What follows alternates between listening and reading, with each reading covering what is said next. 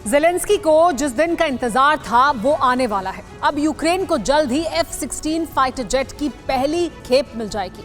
F-16 मिलने के बाद यूक्रेन रूस पर बड़े हमले करके उसे दहला सकता है, लेकिन पुतिन ने पलटवार किया तो यूरोप में महायुद्ध शुरू हो जाएगा, जो एटमी जंग में भी बदल सकता है, क्योंकि पुतिन पहले ही कह चुके हैं अगर यूक्रेन को F-16 मिला तो वो परमाणु हमला करके यूक्रेन को तहस नहस कर देंगे।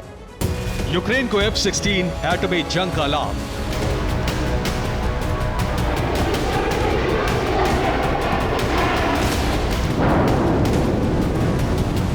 यूरोप में कयामत, सबसे विनाशकारी आफत।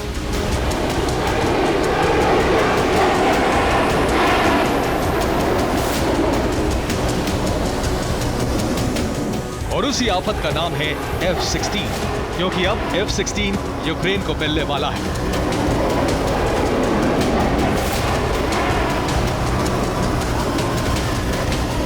ये तस्वीरें इस बात की तस्दीक करती हैं, जिसमें ज़ेलेंस्की F-16 के साथ दिखाई दे रहे हैं।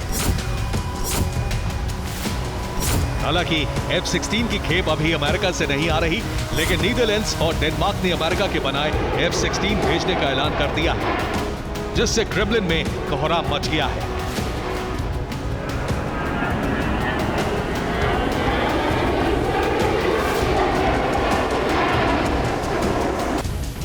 यूक्रेन को 42 F-16 नीदरलैंड्स भेज रहा है, जबकि 17 F-16 की खेप डेनमार्क सप्लाई कर रहा है। नीदरलैंड्स के 6 F-16 की खेप इस साल के आखिर तक पहुंच जाएगी।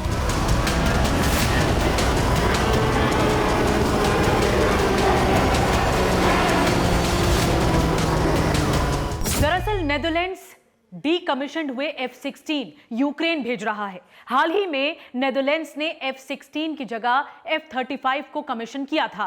युद्ध में यूक्रेन को तुरंत 128 फाइटर जेट की जरूरत है, जिसमें से 59 उसे इस साल सप्लाई कर दिए जाएंगे और बाकी के लिए उसे अमेरिका पर निर्भर करना पड़ेगा।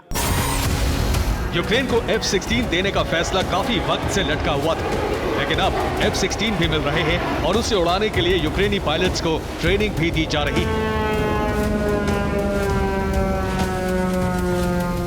डेनमार्क और नीदरलैंड्स के अलावा 9 और यूरोपीय देशों ने पायलट की ट्रेनिंग को मंजूरी दे दी है। 70 पायलट की एक टीम डेनमार्क में ट्रेनिंग के लिए पहुंच भी गई है, लेकिन एयरफोर्स कमांड के प्रवक्ता यूरी इग्नाट की तरफ से जानकारी मिली है कि F-16 जंग को पूरी तरह से बदल कर रख देगा।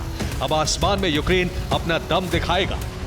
जल्दी 128 जेट्स की फ्लीट को पूरी तरह F-16 से बदल दिया जाएगा। यूक्रेन के पायलट्स को डेनमार्क सबसे पहले ट्रेनिंग दे रहा है। पायलट्स के अलावा इंजीनियर्स को भी ट्रेनिंग दी जा रही है। यानी यूक्रेन जंग में फ्रंट फुट पर आने की तैयारी कर चुका है। अब वो F-16 के सहारे रूस पर बम और मिसाइल गिराएगा, जैसे रूस के फाइटर जेट यूक्रेन में हाहाकार मचा रहे हैं। लेकिन रूस को सबसे बड़ी चिंता एटमी हमले को लेकर है, क्योंकि F-16 एटमी हमला करने में सक्षम है।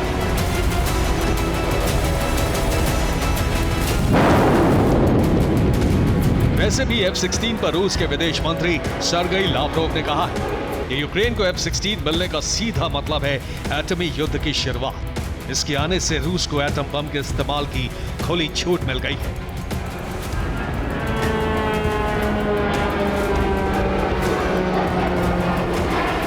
इतना ही नहीं, लावरोव के अलावा रूस की सुरक्षा समिति के डिप्टी चेयरमैन दिमित्री मेदवेदेव ने जर्मनी के विदेश मंत्री के एक बयान पर पलटवार किया है, जिसमें जर्मनी की तरफ से F-16 मिलने को एक अच्छे दिन की शुरुआत बताया गया था।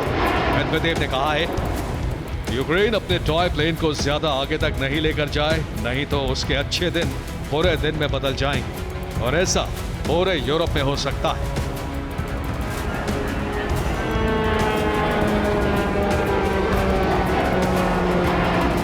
दरअसल रूस ने F-16 की एंट्री को लेकर सीधे एटमी अटैक से महाविनाश की धमकी दे डाली है, जिसका असर यह हुआ है कि स्वीडन ने ग्रिपेन जेट देने से इनकार कर दिया है, जबकि पहले मंजूरी दे दी थी। हालांकि जर्मनी की तरफ से टॉरस मिसाइल दी जा रही है, जिससे जंग का अगला फेज शुरू हो सकता है, क्योंकि टॉरस की रेंज 500 किलोमीटर है, जिससे अगर F-16 से अटैक किया जाए तो रूस में कहीं भी हमला किया जा सकता है।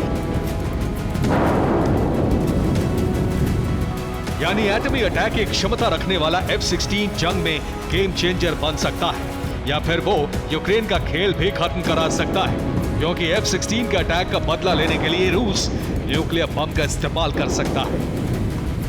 Bureau report, TV9, Bharatvarsh.